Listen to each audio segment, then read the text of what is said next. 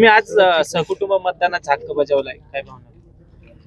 आज जुन्नर तालुका या जुन्नरच्या रक्षणासाठी, जुन्नरच्या पाण्याच्या जतनासाठी, जुन्नरच्या अविरतपणे आम्ही जी सेवा करतो त्याच्यासाठी, जुन्नरच्या विकासासाठी, जुन्नरची संस्कृती जपण्यासाठी आज भव्य प्रमाणात मतदान करत आहोत।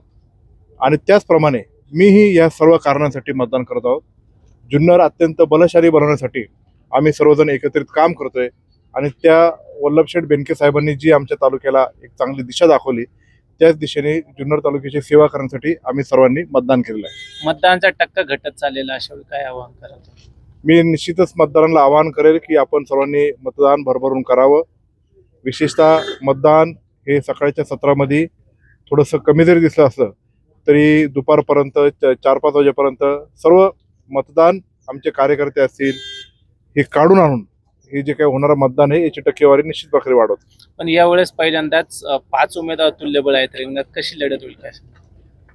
5 जरी असले आणि 2 जरी असले तरी जुन्नर तालुका त्यांच्या जुन्नरचा सेवेकरी निवडणार आहे आणि जुन्नरच्या हिताच्या दृष्टिकोनातून जे काही मी बाबी सांगितल्या, पाण्याचं रक्षण असेल, जुन्नरचा विकास असेल आणि जुन्नरची संस्कृती असेल, त्यासाठी जुन्नरकर मतदान करणारे आणि ते मतदान कोणाला करणारे हे काही वेगळं सांगायची गरज नाही।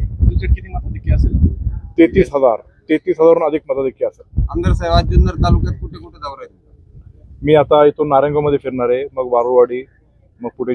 नमस्कार, मी धनश्री, माझ्यासोबत आहेत महायुतीचे उमेदवार अतुलजी बेनके। दादा, आत्ताच तुम्ही सहकुटुंब सहपरिवार मतदान केलं, काय भावना आहेत?